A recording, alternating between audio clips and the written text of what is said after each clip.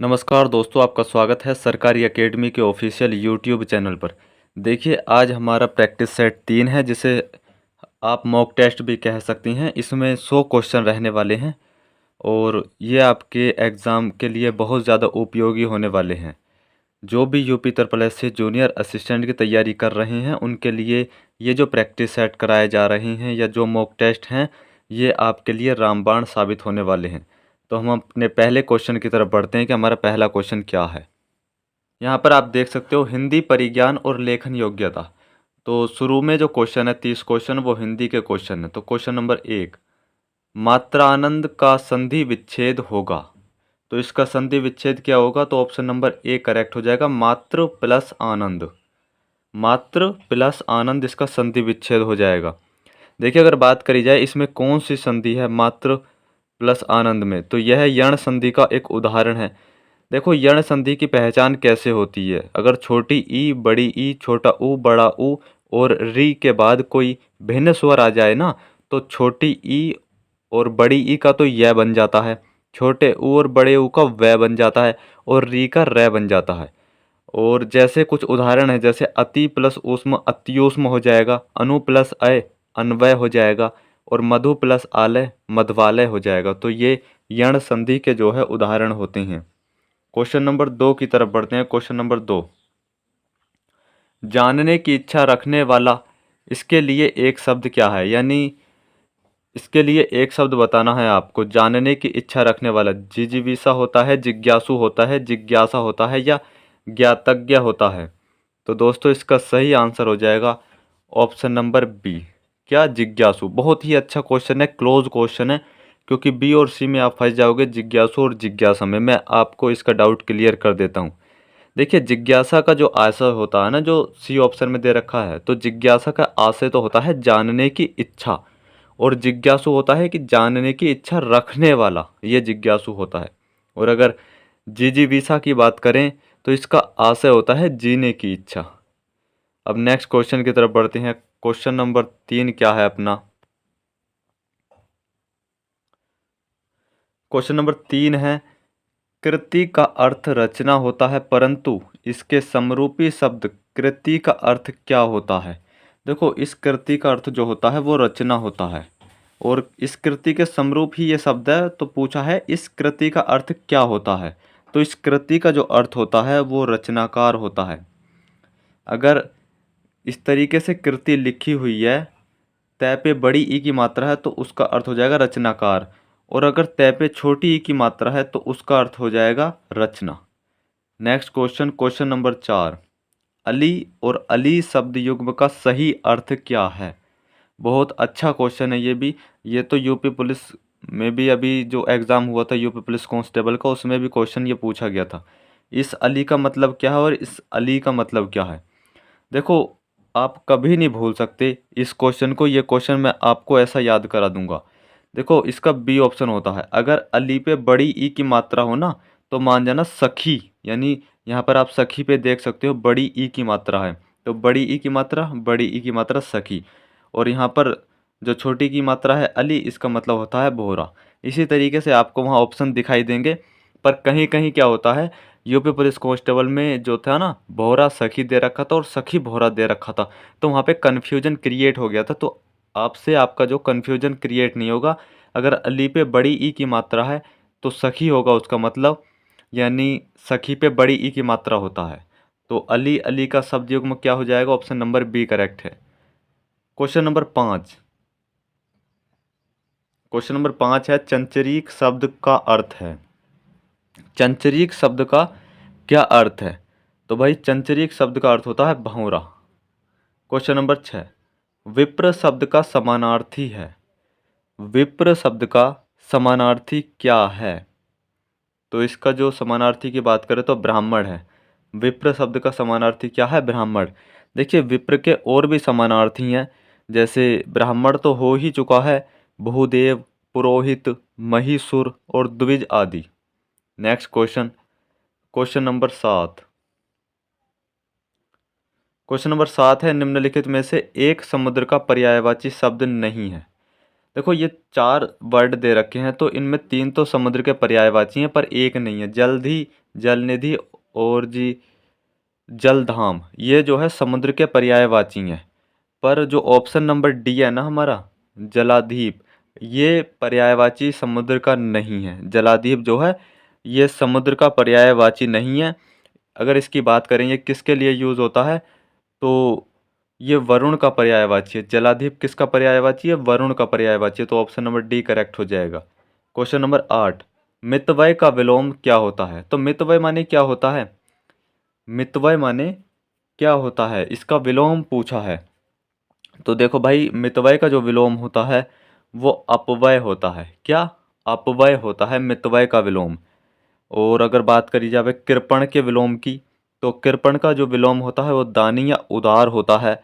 और अल्पव्यय का जो विलोम होता है उसका जो विलोम होता है वो बहुव्यय हो जाता है।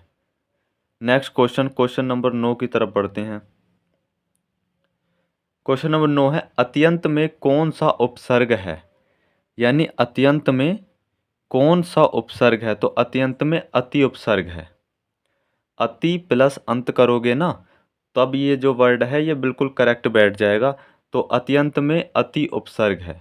देखो, अगर उपसर्गों को निकालकर आपका मूल शब्द नहीं बच रहा या एक ऐसा शब्द बच रहा है जो सही नहीं है, जिसमें त्रुटि है, तो आप मानना कि वो प्रत्यय सही नहीं है। मूल शब्द के साथ प्रत्यय लगता है तब जाकर ये शब्द बना है। मूल शब्द और प्रत्यय को जब हटाया जाता है तो जो मूल शब्द होता है वो कुछ न कुछ अर्थ दे। जैसे अत्यंत में अगर उपसर्ग की बात करी जाए तो भाई अति तो हो गया, क्या हो गया, उपसर्ग हो गया, और बाकी क्या बचा, अंत बचा। तो अंत क्या है, ये मूल शब्द है, राइट। तो ऑप्शन नंबर बी करेक्ट हो जाएगा, अत्यंत में अति उपसर्ग है। क्वेश्चन नंबर 10, निम्न में से कौन सा शब्द देशज है। कौन सा शब्द इसमें से देशज है, तो कटोरा शब्द जो है ये देशज शब्द है। और अगर बात करी जाए अन्य देशज शब्दों की, क्या और कौन कौन से देशज शब्द होते हैं, तेंदुआ, चिड़िया, खखरा, ठेठ, ठुमरी, चषक आदि, ये जो शब्द हैं ये सभी देशज होते हैं। बाकी ये जो दे रखा है ना गोबर, जो पहला ऑप्शन दे रखा है, और उसके साथ ही घोड़ा और हल्दी जो दे रखे हैं, ये भाई तद्भव शब्द हैं। गोबर, घोड़ा, हल्दी, ये तद्भव हैं। और कटोरा जो है देशज है। आपसे क्वेश्चन देशज शब्द, विदेशज शब्द, तत्सम, तद्भव से एक क्वेश्चन बनेगा। क्वेश्चन नंबर 11, अंगोछा किसका तद्भव है। अंगोछा किसका तद्भव है, तो अंग प्रोंछा का तद्भव है अंगोछा। देखिए, तत्सम शब्द वो शब्द होते हैं जो संस्कृत के शब्द हैं और वो उनका हिंदी में अगर हम यूज कर रहे हैं तो ज्यों का त्यों यूज कर रहे हैं। और कुछ परिवर्तन हो जाता है ना जब तत्सम शब्दों में, तो वो तद्भव शब्द बन जाते हैं। जैसे तद्भव तो अंगोछा हो गया, अगर अंगोछे के तत्सम का देखें हम तो अंग प्रोंछा हो जाएगा। तो यहाँ पर पूछा है अंगोछा किसका तद्भव शब्द है, तो अंग प्रोंछा का।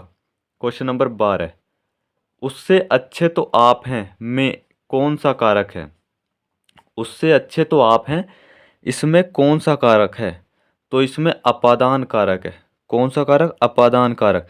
देखिए, इस वाक्य में उससे की तुलना आपसे की गई है। यानी उससे अच्छे आप हैं, तो जो दूसरा व्यक्ति है उसकी तुलना आपसे की गई है, अतः उससे में अपादान कारक हो जाएगा। नेक्स्ट क्वेश्चन, क्वेश्चन नंबर 13, बहुत कम बरसात होने के लिए कौन सा एक शब्द प्रयोग किया जाता है। बहुत कम बरसात होने के लिए कौन सा शब्द है जो प्रयोग किया जाता है, तो वो शब्द होता है अल्पवृष्टि। कौन सा शब्द, अल्पवृष्टि। और अगर वर्षा का अत्यधिक होना तो वो अतिवृष्टि हो जाएगा, यानी बहुत ज़्यादा वर्षा हो रही है तो उसे अतिवृष्टि कहेंगे। और अगर वर्षा का बिल्कुल न होना, अगर वर्षा बिल्कुल नहीं हो रही तो उसे अनावृष्टि कहेंगे। और बहुत कम वर्षा हो रही है तो उसे अल्पवृष्टि कहेंगे। नेक्स्ट क्वेश्चन, क्वेश्चन नंबर 14 की तरफ बढ़ते हैं हम। क्वेश्चन नंबर 14 है, इनमें से कौन सा शब्द पुल्लिंग नहीं है। तो इनमें से कौन सा शब्द पुल्लिंग नहीं है, तो बनावट पुल्लिंग नहीं है। आप इन शब्दों का यूज करके देखोगे तब आपको पता चलेगा क्या कौन सा शब्द पुल्लिंग होता है, कौन सा नहीं होता है। देखिए ये शब्द जो है बनावट, ये पुल्लिंग नहीं है, ये स्त्रीलिंग शब्द है। जैसे हम सूर्य को बोलते हैं, क्या सूर्य देवता निकल आए, और छाता ओढ़ लिया, अमरूद खा लिया, तो ये तो क्या हो गए, पुल्लिंग शब्द हो गए। और बनावट को ऐसे थोड़ी बोलेंगे कि बनावट बन गया, यही कहेंगे बनावट बन गई, तो ये स्त्रीलिंग शब्द हो जाएगा। Next question, question number 15। जब कर्ता एक क्रिया समाप्त कर उसी क्षण दूसरी क्रिया में प्रवृत्त होता है, तब पहली क्रिया क्या कहलाती है? यानी जब कर्ता एक क्रिया समाप्त करके उसी क्षण दूसरी क्रिया में प्रवृत्त होता है, तब पहली क्रिया क्या कहलाती है? तो पहली क्रिया पूर्वकालिक क्रिया कहलाएगी। Next question, question number 16। निम्नलिखित में से किस वाक्य में सकर्मक क्रिया है? तो किस में सकर्मक क्रिया है? उसने कार बेच दी, इसमें सकर्मक क्रिया है। उसने कार बेच दी, इसमें सकर्मक क्रिया है। और अगर कर्म के आधार पर बात करी जाए तो क्रिया दो तरीके की होती है, एक अकर्मक क्रिया एक सकर्मक क्रिया। तो इसने पूछा था कि सकर्मक क्रिया कौन से वाक्य में है, तो ऑप्शन नंबर सी में है। और अगर बात करी जाए अन्य वाक्य की, राम दौड़ा, मैं रुक गया और खिलौना टूट गया, इनमें अकर्मक क्रिया संबंधी वाक्य हैं। यानी ये जो तीनों वाक्य बचे, राम दौड़ा, मैं रुक गया, खिलौना टूट गया, ये अकर्मक क्रिया है इनमें। Question number 17। कोई आ रहा है वाक्य में कोई किस प्रकार का सर्वनाम है? कोई आ रहा है इस वाक्य में कोई किस प्रकार का सर्वनाम है? तो भाई अनिश्चयवाचक सर्वनाम है। कौन सा? अनिश्चयवाचक सर्वनाम है। देखिए जो शब्द अनिश्चित प्राणी, पदार्थ अथवा वस्तु के बदले प्रयोग किए जाते हैं उन्हें अनिश्चयवाचक सर्वनाम कहते हैं। यहाँ कोई शब्द जो है किसी अनिश्चित व्यक्ति के लिए प्रयुक्त हुआ है, अतः यह अनिश्चयवाचक सर्वनाम है। कुछ एवं कोई अनिश्चयवाचक सर्वनाम है। यहाँ पर कुछ लिखा हुआ आ जाए या कोई आ जाए तो आप समझ जाना वहाँ वो जो है अनिश्चयवाचक सर्वनाम है। Next question, question number 18। निम्न में से कौन सा शब्द भाववाचक संज्ञा नहीं है? तो भाववाचक संज्ञा कौन सा शब्द नहीं है? तो लता जो है ये भाववाचक संज्ञा नहीं है। अब नेक्स्ट क्वेश्चन की तरफ बढ़ते हैं हम। Question number 19। एक की वर्तनी शुद्ध है, यानी ये चार दे रखे हैं, इनमें एक की वर्तनी जो है वो शुद्ध है। तो किसकी वर्तनी जो है शुद्ध है? देखिए इसमें जो वर्तनी शुद्ध की बात करी जाए तो ऑप्शन नंबर डी करेक्ट हो जाएगा। अक्षौहिणी जो है इसी तरीके से लिखा जाएगा। बाकी जो राज्य महल लिखा हुआ है यह राज्य महल नहीं होगा, यह राजमहल होगा। और जो अगर ऑप्शन नंबर बी की बात करें, जो कोमलांगिनी है ये कोमलांगी लिखा जाएगा। क्या लिखा जाएगा? कोमलांगी लिखा जाएगा। और जो निरोग है, निरोग में क्या लिखा है? निरोग इस तरीके से लिखा जाता है, यानी न पे बड़े ई की मात्रा लगती है। तो इस तरीके से ऑप्शन नंबर डी करेक्ट है। अक्षौहिणी जो है ये इसकी वर्तनी ही शुद्ध है। Question number 20। स्वरों की संख्या कितनी है? तो भाई स्वरों की संख्या कितनी होती है? तो 11 होती है। कितनी? 11 होती है। आप सभी को पता होगा वो 11 स्वर कौन कौन से होते हैं। नेक्स्ट क्वेश्चन की तरफ बढ़ते हैं। Question number 21। Question number 21। मैला आंचल किस विधा की रचना है? मैला आंचल जो है वो किस विधा की रचना है? नाटक है, उपन्यास है, संस्मरण है या आत्मकथा है? तो भाई मैला आंचल एक उपन्यास है। और ये किसने लिखा है मैला आंचल? तो फणीश्वर नाथ रेणु ने लिखा है। इनके अगर अन्य उपन्यासों की बात करी जाए तो पढ़ती परिकथा, दीर्घतपा, जुलूस, कितने चौराहे आदि इनके अन्य उपन्यास भी हैं। और अगर इनका पूछ लेना क्या कौन सा उपन्यास अपूर्ण उपन्यास है, तो राम रतन राय जो है ये इनका अपूर्ण उपन्यास है फणीश्वर नाथ रेणु का। तो मैला आंचल किस विधा की रचना है? उपन्यास है मैला आंचल। किसने लिखा है? फणीश्वर नाथ रेणु ने। अब बात कर लेते हैं गद्यांश के बारे में। गद्यांश दिया हुआ है और ऐसा ही गद्यांश आपको देखने को मिलेगा जिसके नीचे आपको 3 क्वेश्चन करने हैं। पहले हम गद्यांश पढ़ लेते हैं, उसके बाद क्वेश्चन करेंगे। ईर्ष्या का काम जलाना है मगर सबसे पहले वह उसी को जलाती है जिसके हृदय में उसका जन्म होता है। आप भी ऐसे बहुत से लोगों को जानते होंगे जो ईर्ष्या और द्वेष की साकार मूर्ति हैं, जो बराबर इस फिक्र में लगे रहती हैं कि कहाँ सुनने वाले मिले, कि अपने दिल का गुबार निकालने का मौका मिले।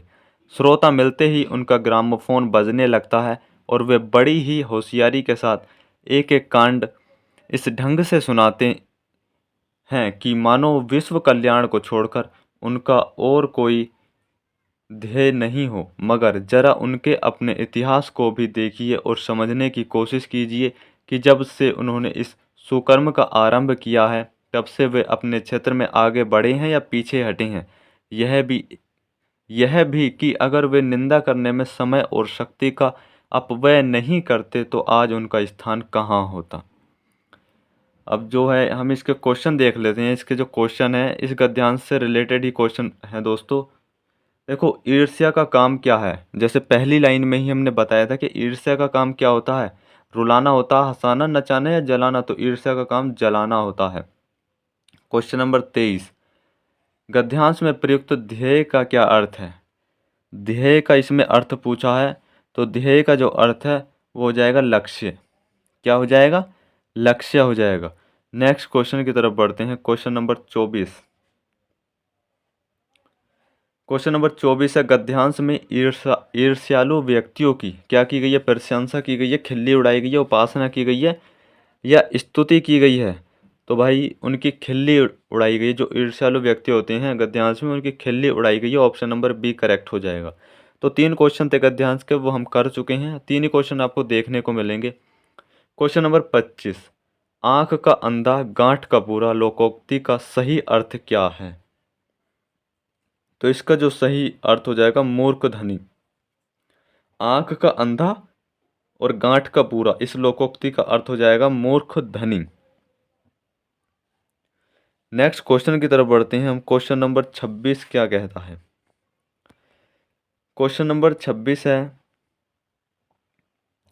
सारंग ले सारंग चली कई सारंग की ओट, सारंग झीनो पाई के सारंग कई गई चोट। इस पद में कौन सा अलंकार विद्यमान है? सारंग ले सारंग चली कई सारंग की ओट, सारंग झीनो पाई के सारंग कई गई चोट। तो इसमें जो है दोस्तों कौन सा अलंकार हो जाएगा? तो यमक अलंकार हो जाएगा। देखिए, जहाँ पर एक ही शब्द की आवर्ती एक से अधिक बार हो, जैसे यहाँ पर सारंग की आवर्ती कई बार हुई है, तो जहाँ पर एक शब्द की आवर्ती एक से अधिक बार हो लेकिन उनके अर्थ अलग अलग हों, वहाँ पर यमक अलंकार होता है। यहाँ सारंग का प्रयोग एक से अधिक बार किया गया है तथा इसका अर्थ अलग अलग है। नेक्स्ट क्वेश्चन की तरफ बढ़ते हैं। क्योंकि सारंग का जो अर्थ होता है मैं आपको बता देता हूँ। सारंग का अर्थ मोर के लिए, सारंग का अर्थ सांप के लिए, सारंग का अर्थ बादल के लिए किया जाता है। क्वेश्चन नंबर 27, निम्नलिखित में से करुण रस का स्थायी भाव कौन सा है? तो करुण रस का जो स्थायी भाव है वो कौन सा रहने वाला है? तो ऑप्शन नंबर बी शोक रहने वाला है। करुण रस का स्थायी भाव शोक। नेक्स्ट क्वेश्चन, क्वेश्चन नंबर 28, इनमें से कौन सा वाक्य अशुद्ध है? 4 वाक्य दे रखे हैं, आपको अशुद्ध वाक्य छांटना है। 3 वाक्य इनमें शुद्ध हैं। तो दोस्तों, हर एक खिलाड़ी मैदान में पहुंच गए, तो पहला ही गलत हो गया, क्योंकि हर एक खिलाड़ी मैदान में पहुंच गए ऐसा नहीं होता। हर एक खिलाड़ी मैदान में पहुंच गया होता, या फिर हर एक खिलाड़ी मैदान में पहुंच गए। यहाँ पर जो में है ना, इसमें त्रुटि दे रखी है, यानी ये किस तरीके से होना चाहिए। तो दोस्तों इसका जो सही आंसर हो जाएगा, अशुद्ध वाक्य हमें छांटना है। क्वेश्चन नंबर 28, इनमें से कौन सा वाक्य अशुद्ध है? हर एक खिलाड़ी मैदान में पहुंच गए, हर एक खिलाड़ी मैदान में पहुंच गया, यानी पहला वाक्य तो अशुद्ध है। ये तो सीधे तौर पे जब हम पढ़ रहे हैं तो समझ में आ रहा। बाकी अगर दूसरा वाक्य पढ़ते हैं, सड़क पर बहुत भीड़ है, तो ये तो सही है। तीसरा पढ़ते हैं, अध्ययन के लिए अच्छी पुस्तकें आवश्यक है, तो ये भी सही है। और डी पढ़ते हैं हम कि साहित्य और संस्कृति का गहरा संबंध है, तो ये तीनों वाक्य तो व्याकरण की दृष्टि से शुद्ध हैं। जबकि जो पहला वाला विकल्प है ना, हर एक खिलाड़ी मैदान में पहुंच गए, तो इसमें जो है हर एक के साथ एक वचन की क्रिया गया प्रयुक्त होनी चाहिए। यानी यहाँ जो गए लिखा हुआ है ये गलत है लिखी हुई, यहाँ पर गया लिखे हुए होने चाहिए कि हर एक खिलाड़ी मैदान में पहुंच गया। हर एक खिलाड़ी मैदान में पहुंच गया, ये जो अगर गया होता लिखा हुआ तो ये वाक्य भी शुद्ध हो जाता। तो इस कारण से यहाँ पर गए की जगह गया होता, तो ऑप्शन नंबर ए ही हमारा करेक्ट हो जाएगा कि ये वाक्य हमारा अशुद्ध है। क्वेश्चन नंबर 29, राज दरबार में कौन सा समास है? राज दरबार में कौन सा समास है? तो तत्पुरुष समास है। कौन सा समास है भाई? तत्पुरुष समास है। राजा का दरबार, अगर इसका हम इसे तोड़ने की कोशिश करेंगे राज दरबार को, तो इसे राजा का दरबार कहा जाएगा। और इस वजह से जो है यहाँ पर तत्पुरुष समास है। अगर तत्पुरुष का भी भेद पूछ लेता तो संबंध तत्पुरुष समास इसका राइट आंसर हो जाता क्वेश्चन नंबर 29 का। क्वेश्चन नंबर 30, जिसका कोई शत्रु पैदा ही नहीं हुआ हो उसे क्या कहते हैं? तो उसे भाई अजात शत्रु कहते हैं। Option number B. जल्दबाजी में आप सी पर मत चले जाना, अज्ञात शत्रु। तो इसका ऑप्शन बी हो जाएगा अजात शत्रु। और हमारे देश के पहले राष्ट्रपति जो थे डॉक्टर राजेंद्र प्रसाद, उन्हें अजात शत्रु की संज्ञा दी गई थी। तो अजात शत्रु का मतलब क्या होता है कि जिसका कोई शत्रु पैदा ही नहीं हुआ हो। अब नेक्स्ट क्वेश्चन की तरफ बढ़ते हैं दोस्तों। और इसके साथ ही अगर हम बात करते हैं पहले वाला अजानुबाहु, अजानुबाहु इसका जो है इसका क्या अर्थ रहने वाला है? तो जिसके हाथ घुटनों तक पहुंच जाते हैं उसे अजानुबाहु कहा जाता है। ये हम क्वेश्चन कर चुके हैं, हिंदी के 30 क्वेश्चन थे, हिंदी के कर चुके हैं। अब रीजनिंग वाले पोर्शन को कर लेते हैं, सामान्य बुद्धि परीक्षण। यानी 15 क्वेश्चन आपको रीजनिंग के देखने को मिलेंगे, तो इन्हें कर लेते हैं। क्वेश्चन नंबर 31, बेसिकली क्या है, ये समरूपता वाले सवाल हैं। यानी जैसे 14 से 225 आया, इस तरीके से क्वेश्चन मार्क की जगह क्या आएगा जो 625 आ जाए।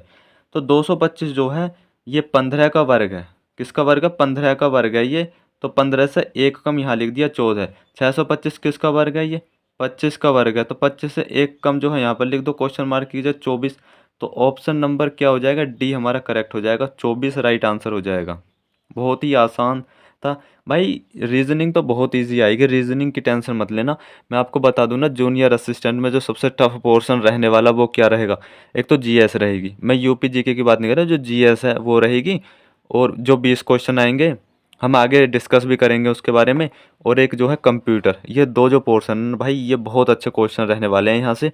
और अगर आप, क्योंकि ये 35 क्वेश्चन आएंगे, 20 जीएस के, 15 आपको देखने को मिलेंगे कंप्यूटर के। जिसने 35 में से अगर 25 से प्लस स्कोर कर दिया ना, वो कहीं मार नहीं खा पाएगा, मेरा तो मानना ये है। बाकी अगर आपको स्कोर तो देखो और सब्जेक्ट में भी करना ही पड़ेगा, पर अगर कोई 35 में से 25 कर जाता है या 25 प्लस, तो मैं ये मानूंगा कि वो अच्छी तैयारी के साथ मैदान में उतरा है। क्वेश्चन नंबर 32, तो यहाँ पर कथन निष्कर्ष का कुछ सवाल दे रखा है, वो सवाल देख लेते हैं पहले हम कि किस तरीके का सवाल है। क्वेश्चन नंबर 32 क्या रहने वाला है हमारा? क्वेश्चन नंबर 32 है, आधार पर निर्णय लेना की कार्रवाई का सुझाव पालन किया जाना चाहिए। तो कथन पढ़ लेते हैं पहले, हम कथन से शुरू करते हैं सवाल को। कथन है हमारा, विनोद को एक पर्स मिला है जिसमें पैसे और एक पहचान पत्र। तो कार्रवाई का क्रम क्या रहना चाहिए? पर्स को थाने में जमा करें, पैसे ले लें और ध्यान से पर्स को वहीं रखें जहां वह था, कार्ड पर दी गई जानकारी का उपयोग कर उस व्यक्ति से संपर्क करने का प्रयास करें।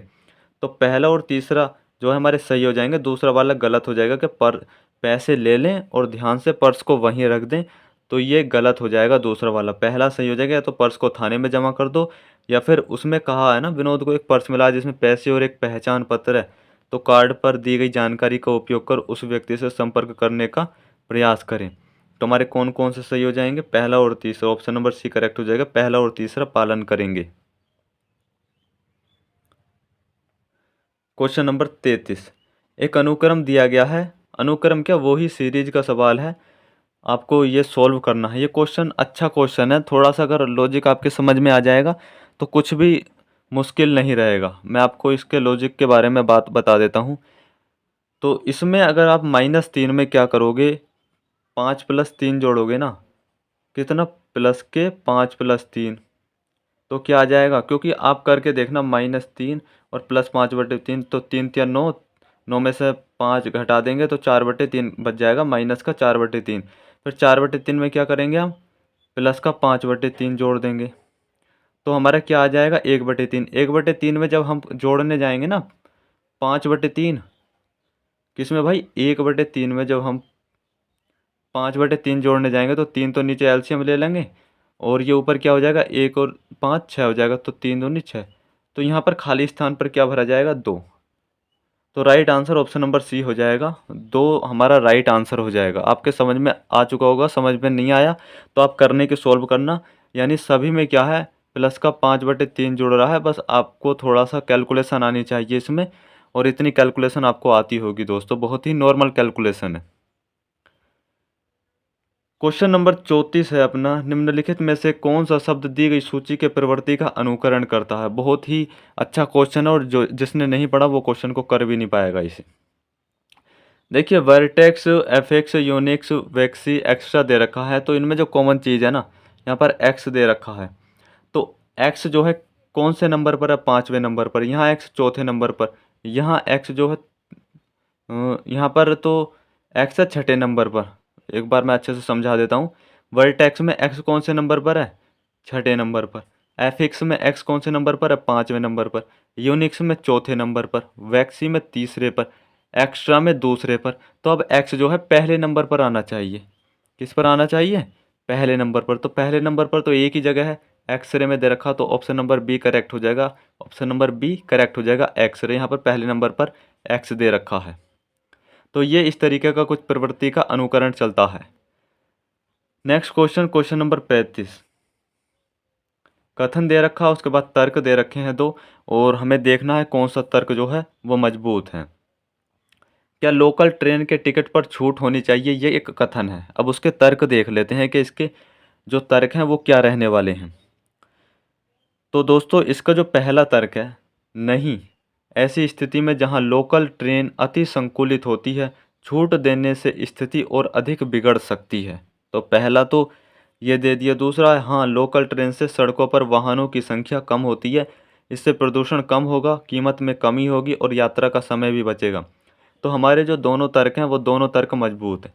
देखो पहले तर्क में तो अगर लोकल ट्रेन में आपने छूट दे दी तो स्थिति बिगड़ जाएगी, क्योंकि ट्रेनें जो है हमारे यहाँ संकुलित हैं, इतनी ज़्यादा है नहीं ट्रेनें कि जो है हम छूट दे दें और दिक्कत ना हो। और दूसरा क्या रखा है कि अगर लोकल ट्रेनों से अगर लोग सफ़र करेंगे तो भाई सड़कों पर वाहनों की जो संख्या कम हो जाएगी, तो डेफिनेटली कम हो जाएगी, तो इससे प्रदूषण कम होगा, कीमत में कमी होगी और यात्रा का समय भी बचेगा। तो हमारे दोनों तर्क मजबूत हैं, तो ऑप्शन नंबर डी करेक्ट हो जाएगा। दोनों तर्क एक और सेकंड, फर्स्ट और सेकंड मजबूत हैं। नेक्स्ट क्वेश्चन की तरफ चलते हैं। हमारा क्वेश्चन नंबर क्या है, और ये भी कथन निष्कर्ष का ही क्वेश्चन है। कथन निष्कर्ष के आपको अच्छे क्वेश्चन देखने को मिलेंगे, और ज़्यादा टफ भी क्वेश्चन नहीं देखने को मिलेंगे, बहुत ही इजी क्वेश्चन देखने को मिलने वाले हैं आपको। देखो कथन 1, कथन 2, सभी सेब लाल हैं। सेब बना लेते हैं पहले। सभी सेब, यानी सभी सेब क्या हैं, सभी सेब रेड हैं। कुछ लाल चीज़ें फल हैं। कुछ जो लाल चीज़ें रेड चीज़ें हैं वो क्या हैं, कुछ रेड चीज़ें फ्रूट हैं। क्या हैं, फ्रूट। अब कह रहा है क्या कुछ फल सेब हैं, कुछ जो फल हैं वो सेब हैं, ये तो गलत हो जाएगा निष्कर्ष तो पहला। दूसरा कह रहा है सभी लाल चीज़ें फल हैं, सभी जो लाल चीज़ें हैं वो फल हैं, तो ये भी गलत हो जाएगा दोस्तों।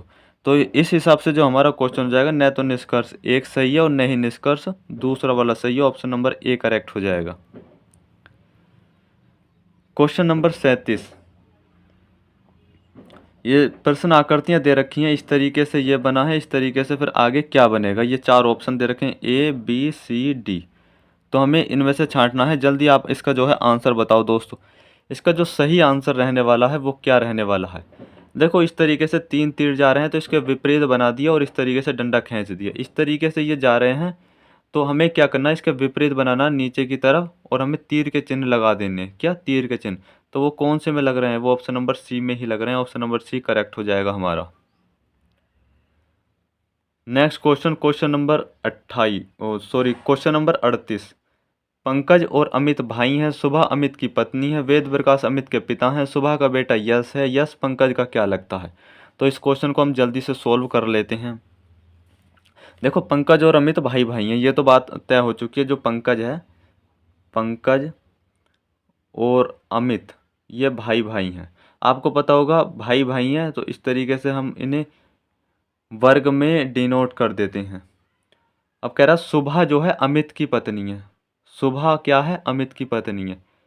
तो पत्नी है तो इस तरीके से दिखाएंगे, कौन है, सुभा अमित की पत्नी है, तो पत्नी को इस तरीके से गोल घेरे में बंद कर देंगे। अब कह रहा वेद प्रकाश अमित के पिता हैं, अमित के पिता कौन है, वेद प्रकाश है।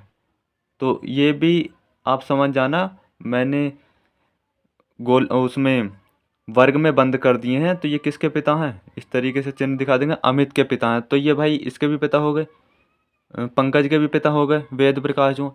अब वो कह रहा है सुभा का बेटा यश है, जो सुभा है ना इसका बेटा कौन है, सुभा का बेटा यश है। तो इसको भी वर्ग में बंद कर दिया हमने, सुभा का बेटा यश है। अब कह रहा है यश पंकज का क्या लगता है, जो यश है ये यश ये पंकज का क्या लगता है। तो भाई पंकज का तो ये भतीजा लगेगा ना, क्योंकि ये सुभा का बेटा है और सुभा जो है अमित की पत्नी है और अमित जो है पंकज का भाई है। तो पंकज के भाई का बेटा इसका भतीजा लगा ना, तो राइट आंसर हो जाएगा ऑप्शन नंबर सी, भतीजा। क्वेश्चन नंबर 39 की तरफ बढ़ते हैं। क्वेश्चन नंबर 39 देखो ये भी कथन वाला है और कथन निष्कर्ष के क्वेश्चन दे रखे हैं। इसे पढ़ने से कोई फ़ायदा नहीं है, सिर्फ कथन निष्कर्ष पढ़ो। इसको पढ़ने से टाइम ही आपका ख़राब होगा। अगर प्रैक्टिस अच्छी है तो उसे बिल्कुल भी नहीं पढ़ोगे आप। कथन है कुछ बोर्ड रैंप हैं, कुछ जो बोर्ड हैं, कुछ बोर्ड रैंप हैं। ये बोर्ड हो गया और ये रैंप हो गए। सभी बोर्ड पेपर हैं, सभी बोर्ड जो हैं वो पेपर हैं। अब वो कह रहा है सभी रैंप पेपर हैं, सभी रैंप पेपर हैं, तो गलत हो गया पहला निष्कर्ष। तो कुछ पेपर रैंप हैं, कुछ पेपर रैंप है, तो दूसरा सही हो जाएगा। तो केवल निष्कर्ष दूसरा वाला अनुसरण करता है, ऑप्शन नंबर बी करेक्ट हो जाएगा। नेक्स्ट क्वेश्चन की तरफ बढ़ते हैं। क्वेश्चन नंबर 40 ये घन दे रखा है, घन के पासे के चार अलग अलग दृश्य अलग अलग कोणों से दिखाए गए हैं। उस पर उस एक बिंदु वाले फलक के सामने के फलक पर बिंदुओं की संख्या ज्ञात कीजिए। यानी ये जो एक दे रखा है इसके विपरीत इन्होंने पूछा है। यहाँ पर दे रखा ना एक बिंदु के विपरीत कौन सा होगा, तो एक बिंदु के विपरीत कौन सा होने वाला है। तो भाई एक के विपरीत कौन सा होगा, देखो यहाँ पर दो दे रखा है, यहाँ पर दो दे रखा है, क्या दे रखा है, दो दे रखा, दो दे रखा है। यहाँ पर 5 के विपरीत तो 3 हो जाएगा और 1 के विपरीत 6 हो जाएगा। तो ऑप्शन नंबर ए करेक्ट हो जाएगा। बहुत ही आसान था, कुछ भी करने की ज़रूरत नहीं थी। ऑप्शन नंबर ए करेक्ट हो जाएगा, ए के विपरीत जो है 6 हो जाएगा। नेक्स्ट क्वेश्चन की तरफ बढ़ते हैं। क्वेश्चन नंबर 41वां क्या है अपना, देखो भाई क्वेश्चन नंबर 41वां देख लेते हैं एक बार। दी गई सारणी में प्रश्नवाचक पर कौन सी संख्या होगी, 7 9 3 इस तरीके से दे रखी है। 8 4 9 288 बन गया, 9 5 और क्वेश्चन मार्क, या 90 कैसे बनेगा। तो देखो इनकी गुणा कर दो, गुणा करोगे ना आप इस तरीके से, तो जब आप गुणा करने जाओगे तो उस जैसे 7 नेम 63 और जी 63 तिया कितने होंगे 189, 8 चौक 32, 32 नेमा 32 नेमा हो जाएंगे 288, 9 पंजे 45, 45 45 की गुणा किस में करोगे, क्वेश्चन मार्क में, ताकि 90 हो जाए। तो यहाँ पर 45 आ गया और यहाँ पर क्या दे रखा क्वेश्चन मार्क और यहाँ पर 90 है। तो 45 से 90 काट दो, 2 बार कट जाएगा, तो यहाँ पर 2 रखोगे तो सही हो जाएगा। Option number A correct. क्या 9 पंजे 45, 45 दूनी 90, यानी ऑप्शन नंबर ए करेक्ट हो जाएगा। क्वेश्चन मार्क की जगह 2 आ जाएगा। नेक्स्ट क्वेश्चन, क्वेश्चन नंबर 42 क्या है। यदि 5 स्टार 3 का मतलब 19, 8 स्टार 5 का मतलब 49, तो 6 स्टार 4 का मतलब क्या होना चाहिए। तो देखो दोस्तों 5 तिया 15 और 5 में से 3 घटाओगे 2, 2 का वर्ग कर दो कितना 4, 15 4 कितना 19। दूसरे वाले को 8 पंजे कितना 40, 8 में से 5 घटाओगे 4, 8 में से 5 घटाओगे 3 बचेगा और 3 का वर्ग करोगे तो 9 हो जाएगा। तो 40 और 9 कितना हो जाएगा? 49। तो ये भी बन गई बात हमारी। अब बात कर लेते हैं 6 चौक 24। 24, 6 में से 4 घटाओगे तो 2 बचेगा, 2 का वर्ग प्लस 4, 24 और 4 कितना हो जाएगा? 28। तो 28 हमारा सही आंसर हो जाएगा। ऑप्शन नंबर बी करेक्ट हो जाएगा। Question number 43। एक पंक्ति में रीता आगे से 10वें स्थान पर खड़ी है और शीतल पीछे से 25वें स्थान पर खड़ी है। तारा इन दोनों के बीच के स्थान पर खड़ी है। यदि पंक्ति में 50 व्यक्ति खड़े हैं तो तारा आगे से किस स्थान पर खड़ी है? दोस्तों क्वेश्चन में कोई इतना खास है नहीं है। अगर आप इसको कॉपी पे करने बैठोगे तो बहुत जल्दी इसका जो आप है आंसर कर जाओगे, पर मैं फिर भी आपको एक बार क्वेश्चन करा देता हूँ। देखो पंक्ति में 50 व्यक्ति खड़े हैं। पंक्ति में कितने व्यक्ति हैं? 50 हैं, ये तो पता चल ही चुका। अब कह रहा है कि किसके बारे में इन्होंने बात की? तारा आगे से किस स्थान पर खड़ी है। तारा भी खड़ी कहाँ? पहले तो तारा को ही देख लो। तारा इन दोनों के बीच में खड़ी है, यानी रीता आगे से 10वें पे है। यहाँ पे रीता खड़ी है, रीता खड़ी है 10वें पर, और शीतल पीछे से 25वें पर है। तो 25वें पर खड़ी है शीतल। इनके बीच में खड़ी है भाई तारा। तो 25 और 10 कितने हो गए? 35। 35 हो गए। 50 लोग हैं, यानी 15 लोग बीच में खड़े हैं। तो 7 इधर और 7 इधर, 8वें नंबर पर खड़ी है फिर ये। यानी ये जो शीतल है, शीतल से 8 नंबर और आगे बढ़ोगे तो 8वें नंबर पर खड़ी मिल जाएगी आपको तारा। कौन मिल जाएगी भाई? तारा खड़ी मिल जाएगी 8वें नंबर पर, अगर समझ पा रहे होगे आप। अब उसने कहा कि तो तारा आगे से किस स्थान पर खड़ी है? तो तारा यहाँ से भी 8वें पर है और यहाँ से भी 8वें पर होगी। तो दोस्तों इस तरीके से जो हमारा आंसर हो जाएगा, 10वें नंबर पर रीता है और रीता से 8 इधर चलोगे, 8 इधर चलोगे, क्योंकि वो बीच में बोला था। तो 10 और 8 कितना हो जाएगा? 18 हो जाएगा। तो ऑप्शन नंबर ए करेक्ट हो जाएगा। 18वें नंबर पर खड़ी है। आपके समझ में आ गया होगा। समझ में ना आया हो तो इस क्वेश्चन को करने बैठोगे, कुछ भी क्वेश्चन में नहीं है। अगर आपको बेसिक भी पता है ना, जोड़ घटा, तो भी आप कर जाओगे दोस्तों। Next question, question number 44। कथन का सवाल दे रखा, कार्रवाई का क्रम दे रखा। तो इसको पढ़ने से कोई फायदा नहीं है। हम कथन को पढ़ते हैं और उसके बाद कार्रवाई का क्रम पढ़ते हैं। कथन है, एक आदमी एक विशिष्ट अभिजात वर्गीय क्लब में प्रवेश लेना चाहता है। कार्रवाई का क्रम है, क्लब में प्रवेश पाने के लिए प्रक्रिया ज्ञात करें और उसे पूरा करें। किसी दूसरे क्लब में प्रवेश पाएं। तो भाई इसमें क्या कहा गया है? कथन में एक आदमी एक विशिष्ट अभिजात वर्गीय क्लब में प्रवेश लेना चाहता है। तो दूसरा वाला तो गलत हो जाएगा ना। किसी दूसरे क्लब में प्रवेश पाएं। दूसरे क्लब में भी आपको क्यों प्रवेश मिलेगा जब पहले क्लब में प्रवेश नहीं मिल रहा? और पहले वाले को देखते हैं, क्लब में प्रवेश पाने के लिए प्रक्रिया ज्ञात करें और उसे पूरा करें। तो ये वाला सही हो जाएगा कि आपको पता करनी है कि क्लब में जो प्रवेश है उसके लिए क्या प्रक्रिया है, उसको पूरा करें। तो ऑप्शन नंबर ए करेक्ट हो जाएगा, यानी फर्स्ट का पालन करें। भाई आपको 5 से 7 क्वेश्चन, तो मुझे उम्मीद है कम से कम 5 बता रहा हूँ यार। कथन निष्कर्ष के 5 क्वेश्चन मिल जाएंगे 15 में से 4-5 क्वेश्चन आराम से, और बहुत ही इजी क्वेश्चन मिलेंगे। ऐसा नहीं है बहुत ज़्यादा डिफिकल्ट क्वेश्चन मिलेंगे। Question number 45। ये ए गणित को दर्शा रहा है, बी जीव विज्ञान को दर्शा रहा है, और उसके बाद बात कर लेते हैं सी भौतिक विज्ञान को दर्शा रहा है। अब पूछा क्या है हमसे सवाल में? हमसे सवाल में पूछा है, ए गणित के लिए चुने छात्रों की संख्या का बी जीव विज्ञान की संख्या तथा सी भौतिक विज्ञान की संख्या का प्रतिनिधित्व करता है। तो कितने छात्रों ने दोनों भौतिक विज्ञान और जीव विज्ञान को चुना है? यानी जीव विज्ञान और नीचे जो है भौतिक विज्ञान को चुना है। वृत्त के अंदर का आंकड़ा छात्रों की संख्या को निरूपित करता है। यानी हमें बेसिकली क्या करना है? दोनों को देखना है, जिनके पास जीव विज्ञान भी हो और जिनके पास भौतिक विज्ञान भी हो। और गणित को उसने कहा नहीं है, तो भाई 6 लोग ऐसे हैं जिनके पास गणित भी है, जीव विज्ञान भी है, भौतिक विज्ञान भी है। तो ये जीव विज्ञान भौतिक विज्ञान में आ जाएंगे 6 लोग, पहली चीज़। तो बाकी ये 20 लोग भी आ जाएंगे क्योंकि इनके पास जीव और भौतिक है। तो 20 और प्लस 6 कितने हो जाएंगे? 26 हो जाएंगे। तो 26 लोग ऐसे हैं जिन्होंने जीव विज्ञान और भौतिक विज्ञान को चुन रखा है। तो right answer option number C हो जाएगा हमारा, 26 व्यक्ति। नेक्स्ट क्वेश्चन की तरफ बढ़ते हैं। अब हमारे जो है रीजनिंग के क्वेश्चन भी हो चुके हैं, अब जीएस के क्वेश्चन है, सामान्य जानकारी। बहुत ही अच्छे क्वेश्चन है। कोशिश करना भाई इन क्वेश्चनों को ध्यान से आप पढ़ लेना, क्योंकि ये क्वेश्चन बहुत ही अच्छे क्वेश्चन मैं इन क्वेश्चनों को मानता हूँ। क्योंकि यहाँ पर आपका स्कोर बूस्ट करना आपके लिए बहुत ज़्यादा ज़रूरी है। क्वेश्चन नंबर 46, अथर्ववेद में कितने खंडों का संग्रह है? जो अथर्ववेद है कितने खंडों का संग्रह है? तो भाई 20 खंडों का संग्रह है। कितने खंडों का? 20 खंडों का संग्रह है। Next question, question number 47। Question number 47 है कि अष्ट महास्थान का तात्पर्य बुद्ध के जीवन से जुड़े 8 महत्वपूर्ण स्थानों में से निम्न में से कौन सा स्थान उनमें से एक नहीं है? तो कौन सा स्थान जो है उनमें से एक नहीं है? आपको मैं उसके साथ ही बता देता हूँ, महात्मा बुद्ध से जुड़े 8 स्थान कौन कौन से हैं। तो लुम्बिनी है, गया है, सारनाथ है, कुशीनगर है, श्रावस्ती है, संकीसा है, राजगृह है और वैशाली है।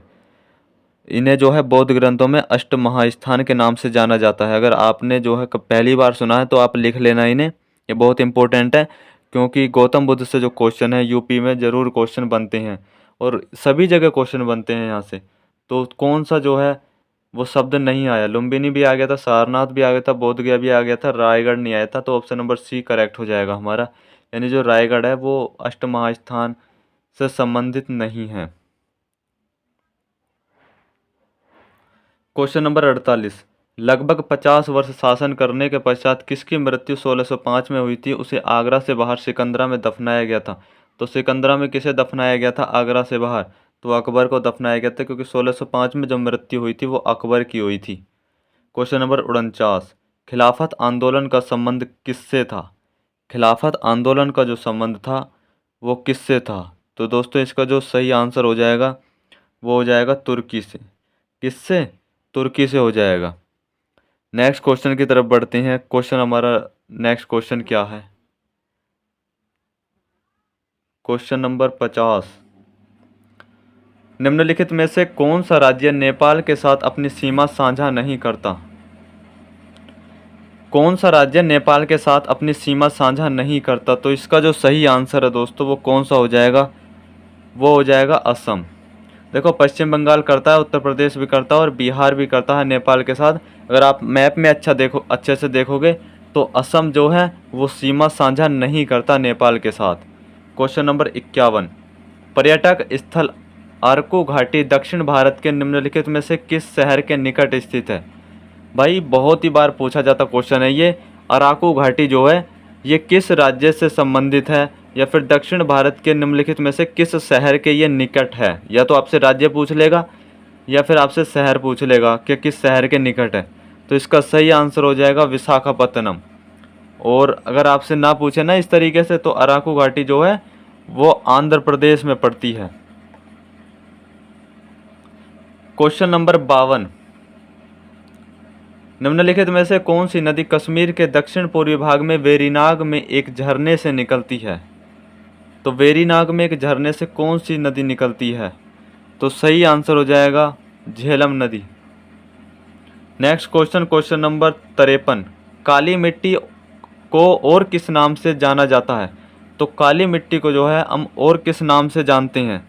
तो सही आंसर हो जाएगा रेगोर मिट्टी, यानी ऑप्शन नंबर डी करेक्ट हो जाएगा हमारा, रेगोर मिट्टी। नेक्स्ट क्वेश्चन की तरफ बढ़ते हैं। क्वेश्चन नंबर 54, बायोपा किस प्रदेश की जनजातियों की एक पारंपरिक पगड़ी या हेडगियर है? बायोपा किस प्रदेश की जनजातियों की एक पारंपरिक पगड़ी या हेडगियर है? बहुत ही अच्छा क्वेश्चन है दोस्तों। सही आंसर हो जाएगा इसका अरुणाचल प्रदेश। देखिए अरुणाचल प्रदेश की जनजातियों की एक पारंपरिक पगड़ी हेडगियर है, ऑप्शन नंबर बी करेक्ट हो जाएगा। क्वेश्चन नंबर 55, निम्न में से कौन सा अनुच्छेद भारत के संविधान में राष्ट्रपति द्वारा शपथ का अभिपुष्टि से संबंधित है? तो आर्टिकल 60 जो है ये राष्ट्रपति की शपथ या अभिपुष्टि से संबंधित है। तो 55 का ऑप्शन नंबर डी करेक्ट हो जाएगा। नेक्स्ट क्वेश्चन की तरफ बढ़ते हैं। और आपको पता होगा जो राष्ट्रपति जब शपथ लेते हैं वो किसकी उपस्थिति में लेते हैं? तो वो सुप्रीम कोर्ट के जो चीफ जस्टिस ऑफ इंडिया होते हैं सीजेआई, उनकी उपस्थिति में लेते हैं। अगर वो उपस्थित ना हो तो फिर वरिष्ठतम जो न्यायाधीश होंगे सुप्रीम कोर्ट के उनकी उपस्थिति में शपथ ली जाएगी राष्ट्रपति द्वारा। नेक्स्ट क्वेश्चन, क्वेश्चन नंबर 56, भारतीय संविधान का अनुच्छेद 24 कारखानों आदि में बच्चों के रोजगार पर निषेध किससे संबंधित है? तो भाई इसका जो सही आंसर हो जाएगा वो ऑप्शन नंबर ए करेक्ट हो जाएगा, यानी भारतीय नागरिक के मौलिक अधिकारों में संबंध है इनका। जो अनुच्छेद 24 का संबंध है वो मूल अधिकारों में संबंध दे रखा है। नेक्स्ट क्वेश्चन की तरफ बढ़ते हैं हम। क्वेश्चन नंबर 57 क्या है? क्वेश्चन नंबर 57 है, भारतीय संविधान का कौन सा भाग आपात उपबंध के बारे में बताता है?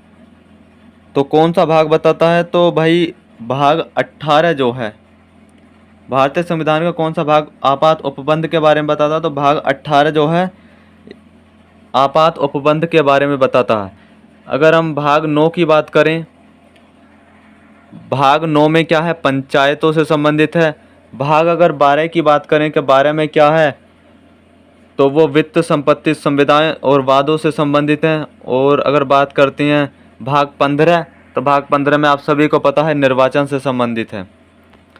नेक्स्ट क्वेश्चन, क्वेश्चन नंबर 8, मूल्यह्रास किसके द्वारा की हानि है? तो मूल्यह्रास जो होता है वो कैसे होता है? तो मशीनरी या यंत्र समूह, अगर आपकी मशीनरी लग रही है तो वो 1 साल बाद, 2 साल बाद उसमें कुछ टूट फूट होगी तो वो मूल्यह्रास के जो है अंतर्गत आ जाएगी। नेक्स्ट क्वेश्चन, क्वेश्चन नंबर 59,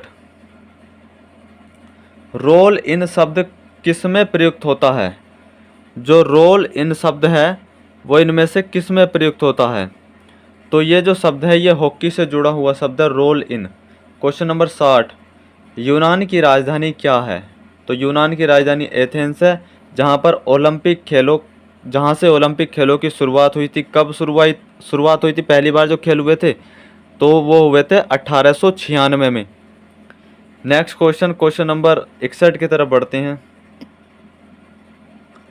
हाल ही में सरस्वती सम्मान 2022 से किसे सम्मानित किया गया है?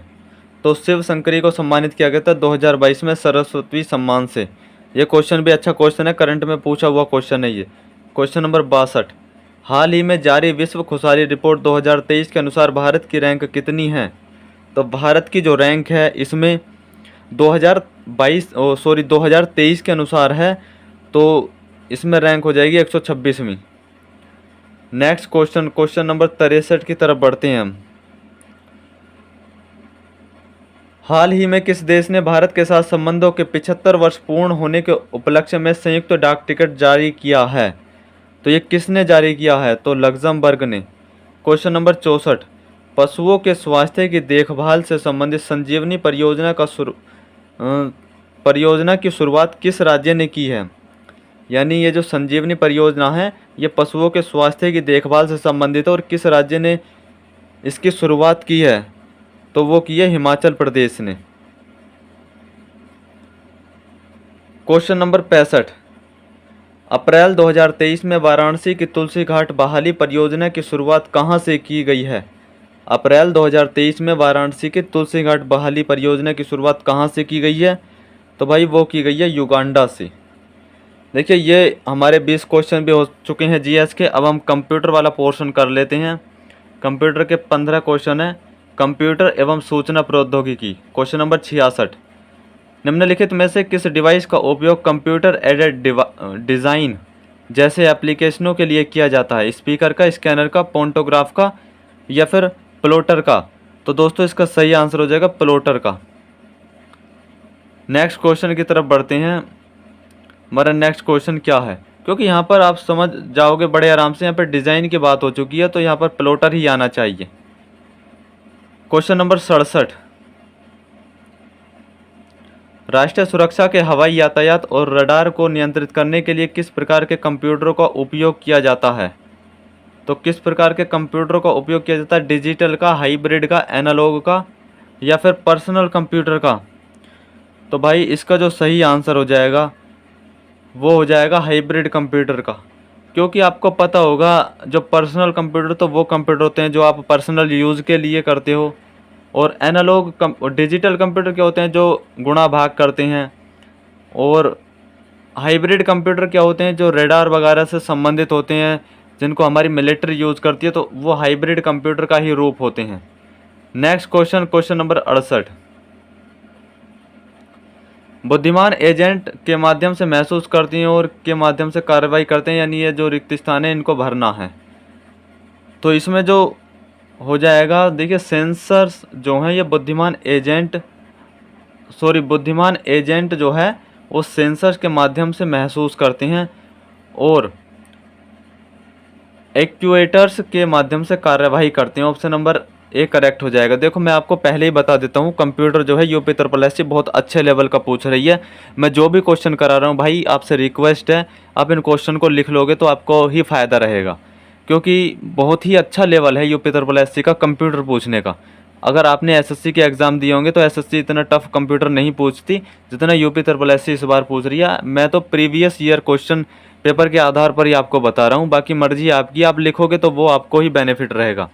हालांकि मैं कंप्यूटर के लिए एक मैराथन क्लास लाऊंगा जिसमें 1000 से 1500 क्वेश्चन मैं ज़रूर कराऊंगा और एक क्लास आपको कंप्लीट प्रोवाइड करा दूंगा, ये मेरा वादा है आपसे, और कोशिश पूरी करूंगा यार उस क्लास को मैं आपको प्रोवाइड करा दूँ। अभी तो मेरे पास समय नहीं है क्लास को रिकॉर्ड करने का, जैसे ही रिकॉर्ड हो जाएगी तो क्योंकि समय लगेगा, क्लास लंबी क्लास होगी, वो 1000 क्वेश्चन तो कम से कम होंगे, तो उस क्लास को रिकॉर्ड करने में समय लगेगा। तो कोशिश करूँगा क्या उस क्लास को रिकॉर्ड ज़रूर करा जाए, मेरी तरफ से तो पूरी कोशिश रहेगी। बाकी देखते हैं क्या होता है भाई। क्वेश्चन नंबर 69, निम्नलिखित में से LISP का सही फुल फॉर्म है। तो लिस्प की जो फुल फॉर्म है वो क्या है? तो इसकी फुल फॉर्म है लिस्ट प्रोसेसिंग। क्या? List processing. देखो ये जो फुल फॉर्म है ना, तो फुल फॉर्म से संबंधित तो एक कंप्यूटर की क्लास मैंने अपलोड भी कर रखी है, आपको मिल जाएगी, आप देखोगे ना तो कंप्यूटर की क्लास वो मिल जाएगी, फुल फॉर्म से रिलेटेड है, जिसमें मैंने बहुत सारी फुल फॉर्म कराई हैं और वहाँ से आपको डेफिनेटली देखने को मिल जाएगा कोई ना कोई क्वेश्चन। तो यार बहुत ज़्यादा फुल फॉर्म कराई हैं मैंने, कम से कम करवा दी होंगी 150-200 फुल फॉर्म होंगी, मैंने गिनी तो नहीं, काउंट नहीं की, पर बहुत फुल फॉर्म कराई हैं। आप उस क्लास को देख लोगे ना तो आपको कोई भी क्वेश्चन गलत नहीं होगा। ये लिस्ट वगैरह जो भी फुल फॉर्म आ रही है ना सभी करवा दी मैंने एक साथ। क्वेश्चन नंबर 70, देखिए मोबाइल डिवाइस का उपयोग करके स्टोरेज और फाइल शेयरिंग सेवाओं को प्रभावी सूचना प्रबंधन के लिए उपयोगी माना जा सकता है। तो इसका सही आंसर हो जाएगा क्लाउड बेस्ड मोबाइल डिवाइस का उपयोग करके स्टोरेज और फाइल शेयरिंग सेवाओं को प्रभावी सूचना प्रबंधन के लिए उपयोगी माना जा सकता है। ऑप्शन नंबर डी करेक्ट हो जाएगा। क्वेश्चन अगर समझ में ना आ रहे हो तो थोड़ा भाई कोऑपरेट करना। क्वेश्चन नंबर 71, क्योंकि ये कंप्यूटर के जो क्वेश्चन है ना, ये क्योंकि हम कंप्यूटर को इतना ज़्यादा पढ़ते नहीं है, इस वजह से चीज़ें थोड़ी टफ लगने लगती हैं हमें। तो मैं आपको यही कहूँगा, क्योंकि जब हम पढ़ना शुरू करते हैं तो चीज़ें सबसे ज़्यादा आसान कंप्यूटर की हो जाती हैं, क्योंकि इसका सिलेबस इतना ज़्यादा नहीं है, पर थोड़ा ये होता है कि प्रैक्टिकल तौर पे जिसने सीखा है वो अच्छे क्वेश्चन करता है कंप्यूटर में, वरना आपको रटना तो पड़ेगा ही अगर आप प्रैक्टिकल तौर पर नहीं सीखोगे तो। क्लाउड संगणक सेवा सम्मिलित नहीं है, तो क्लाउड संगणक सेवा सम्मिलित नहीं है, किसमें नहीं है? तो विद्युत चुंबकीय वर्णक्रम आवंटन में नहीं है। ऑप्शन नंबर बी करेक्ट हो जाएगा। क्वेश्चन नंबर 72, बैंकिंग शब्दावली में पिन का संक्षिप्त रूप क्या है? तो ये भी फुल फॉर्म पूछिए, ये भी मैंने करा रखी है। पिन की फुल फॉर्म क्या रहने वाली है? बैंकिंग शब्दावली में पूछी गई है, आपको ये याद रखना है। तो ये होने वाली है personal identification number. Personal identification number, option number D correct हो जाएगा। Question number 73, e governance multimedia और मनोरंजन के संदर्भ में IECT शब्द का क्या अर्थ है?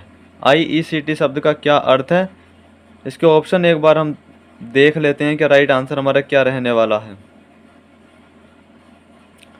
यानी यहाँ पर भी इसकी फुल फॉर्म ही पूछी है दोस्तों। इसकी जो फुल फॉर्म रहने वाली है IECT की जो फुल फॉर्म रहने वाली है वो information electronics and communication technology, यानी सूचना इलेक्ट्रॉनिक्स और संचार प्रौद्योगिकी रहने वाली है IECT की full form. Question number 74, MS word में निम्नलिखित में से किस की कॉम्बिनेशन का समुच्चय को दबाकर पेज ब्रेक या इंसर्ट किया जा सकता है? तो MS वर्ड और एक्सेल के तो क्वेश्चन आसान ही रहते हैं, क्योंकि इन्हें तो मुझे उम्मीद है आपने कभी ना कभी ये चीज़ें पढ़ी होंगी, क्योंकि SSC के ये फेवरेट टॉपिक होते हैं जो एक्सेल और MS वर्ड होते हैं। तो इसका जो सही आंसर होने वाला है दोस्तों वो कंट्रोल प्लस एंटर होता है, यानी शॉर्टकट की जो है ज़्यादा पूछी जाती है MS वर्ड और एक्सेल से। क्वेश्चन नंबर 75, निम्नलिखित में से माइक्रोसॉफ्ट वर्ड का कौन सा व्यू टेक्स्ट दिखता है? जैसे यह हेडर और फुटर के बिना प्रिंटेड फॉर्मेट में दिखाई देता है। तो इसका सही आंसर हो जाएगा draft view, option number B correct है। क्वेश्चन नंबर 76,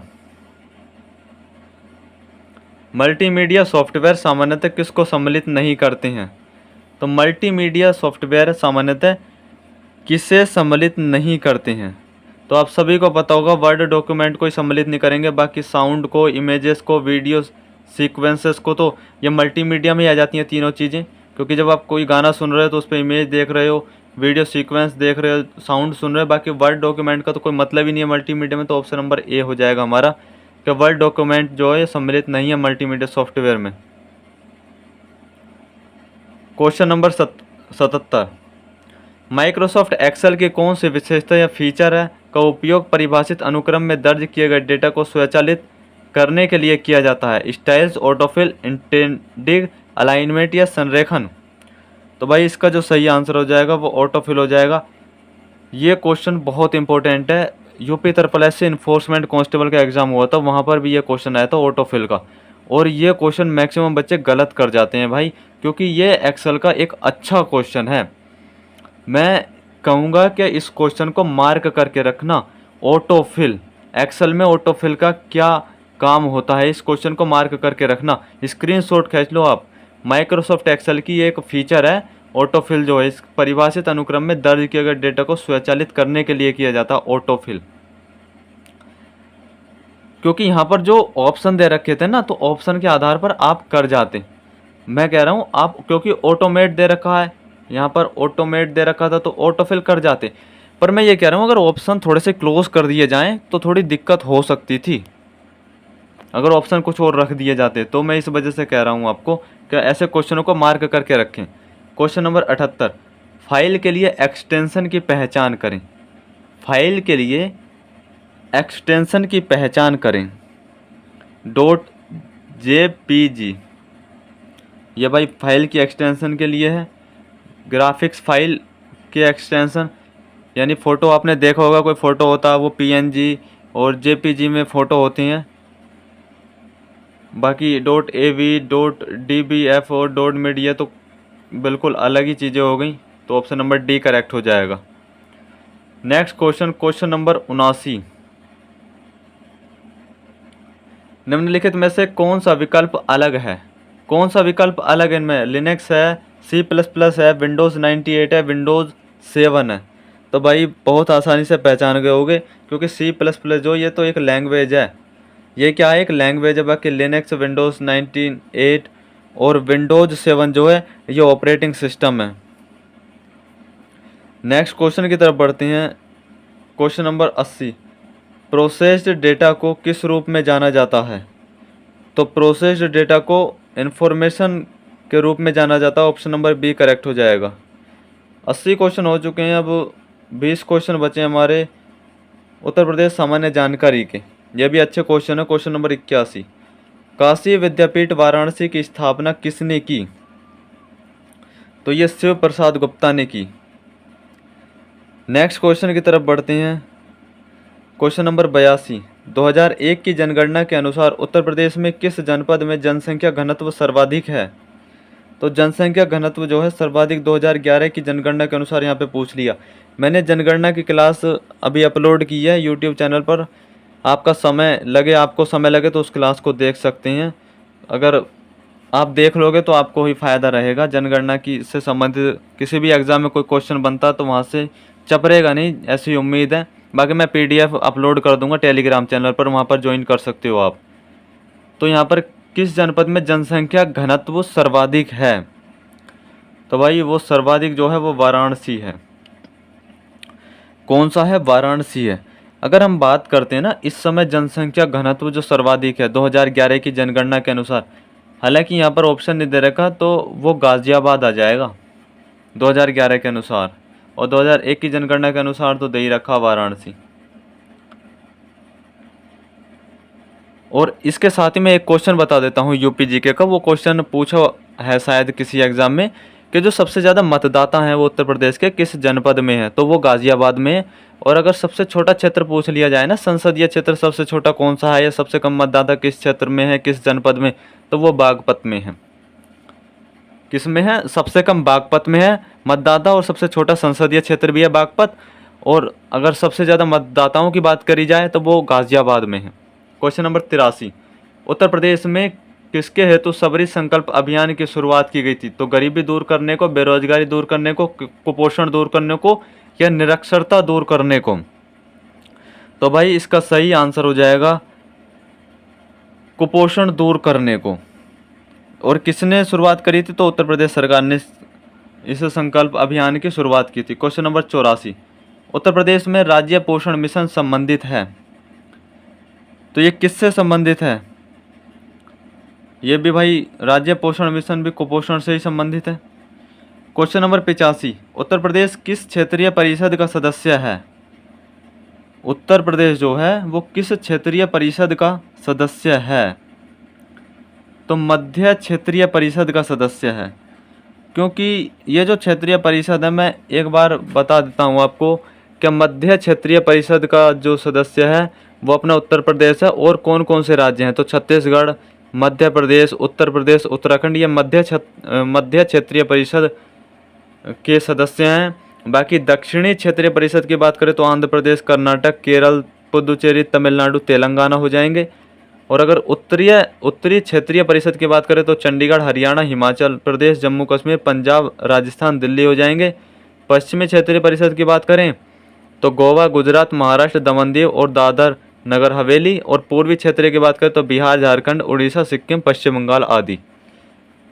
नेक्स्ट क्वेश्चन की तरफ बढ़ते हैं। तो हमारा तो उत्तर प्रदेश से संबंधित है, इसको याद करना। आपसे पूछा भी जाएगा तो उत्तर प्रदेश वाला ही पूछा जाएगा, बाकी कोई सा नहीं पूछा जाने का। हमें याद करना उत्तर प्रदेश किस क्षेत्रीय परिषद का सदस्य है, तो मध्य क्षेत्रीय परिषद का सदस्य है। बाकी तो मैंने आपको बता दिए थे, वैसे ही आपको लिखने की ज़रूरत नहीं है उन्हें, उत्तर प्रदेश का आपको याद करना है बस। क्वेश्चन नंबर 86, उत्तर प्रदेश उर्दू अकादमी की स्थापना कब की गई थी? तो कब की गई थी भाई? ये की गई थी 1972 में। कब? 1972 में हुई थी। और इसका जो उद्देश्य था तो उर्दू भाषा का विकास एवं प्रचार प्रसार करना था। और अगर बात करी जाए उत्तर प्रदेश की तो उर्दू जो है उत्तर प्रदेश की दूसरी राजभाषा, पहली तो हिंदी है, दूसरी उर्दू है। कब बनी थी दूसरी राजभाषा उर्दू? कमेंट करके बताना अगर आपको पता हो। मैंने जो है ये मॉक टेस्ट में करा दिया, शायद पहले मॉक टेस्ट में ये क्वेश्चन कराया था। क्वेश्चन नंबर 87, अगरिया, बेगा तथा भुइया अनुसूचित जनजातियां उत्तर प्रदेश के निम्नलिखित जिलों में से किस में मुख्यतः निवास करती हैं? तो वो सोनभद्र में करती हैं। सबसे ज़्यादा जनजातियों की बात करी जाए तो सोनभद्र में ही है। क्वेश्चन नंबर 88, इनमें से क्या उत्तर प्रदेश में नहीं है? अस्सी घाट, विश्वनाथ, आगरा किला, विक्टोरिया मेमोरियल। तो इनमें से उत्तर प्रदेश में कौन सा नहीं है? तो विक्टोरिया मेमोरियल नहीं है, बाकी अस्सी घाट वाराणसी में, विश्वनाथ मंदिर, आगरा किला तो ये यूपी में ही है। विक्टोरिया मेमोरियल जो है भाई ये आपको देखने को मिलेगा, कोलकाता में स्थित है, ये एक स्मारक है। नेक्स्ट क्वेश्चन की तरफ बढ़ते हैं। क्वेश्चन नंबर 89 क्या है? क्वेश्चन नंबर 89 है, सूची 1 का सूची 2 से सुमेल करना है, यानी मिलान करना है। एक तरफ लोकगीत दे रखा है, दूसरी तरफ गायन का अवसर दे रखा है कि कौन सा किस समय पर गाया जाता है। तो ये देख लेते हैं हम दोस्तों, कौन सा किस समय पर गाया जाता है। देखिए अगर बात करी जाए चैती की तो चैती एक मौसमी गीत है। और अगर बात करें कजरी जो है ये विवाह एवं मौसमी गीत है। रसिया जो है ब्रज का लोकगीत है। और सोहर जो है ये एक संस्कार गीत है। तो कौन सा कोड सही है हमारा? तो ऑप्शन नंबर ए ही हमारा सही हो जाएगा। नेक्स्ट क्वेश्चन की तरफ बढ़ते हैं। क्वेश्चन नंबर 90 क्या है हमारा?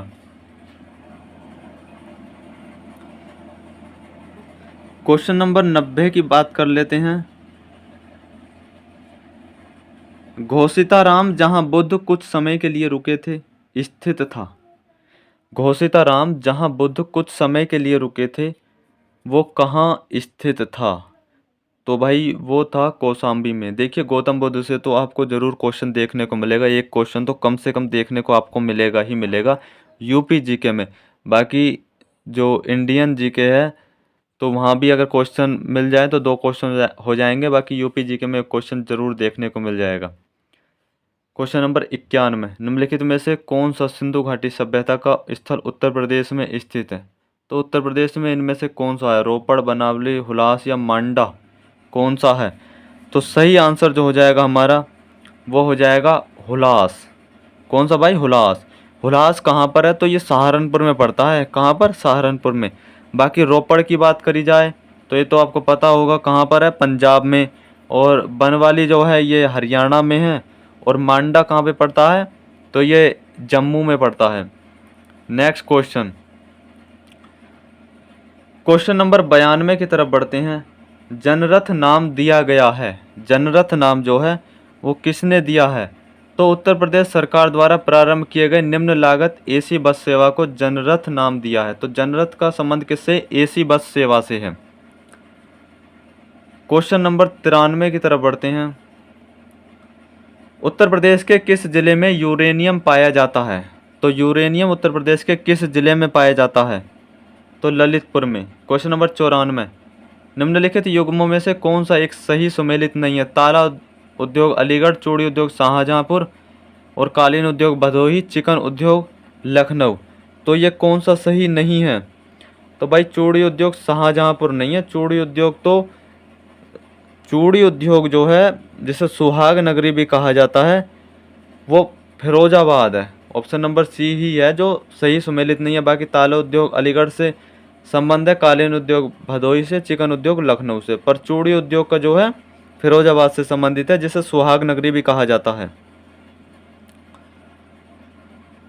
क्वेश्चन नंबर 95, उत्तर प्रदेश ने उच्चतम औद्योगिक वृद्धि दर अंकित की तो कब की थी? कौन सी पंचवर्षीय योजना में की थी?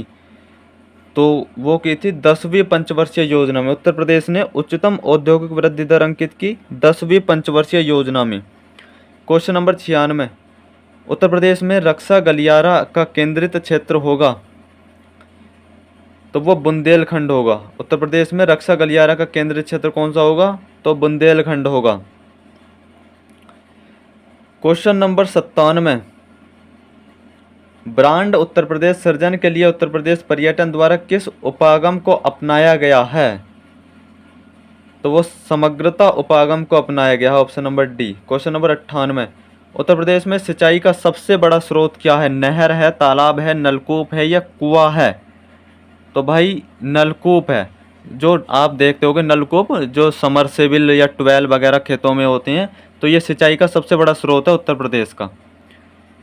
क्वेश्चन नंबर 99 की तरफ बढ़ते हैं। निम्नलिखित में से कौन सा फसल चक्र पूर्वी उत्तर प्रदेश के लिए सर्वाधिक उपयुक्त समझा जाता है?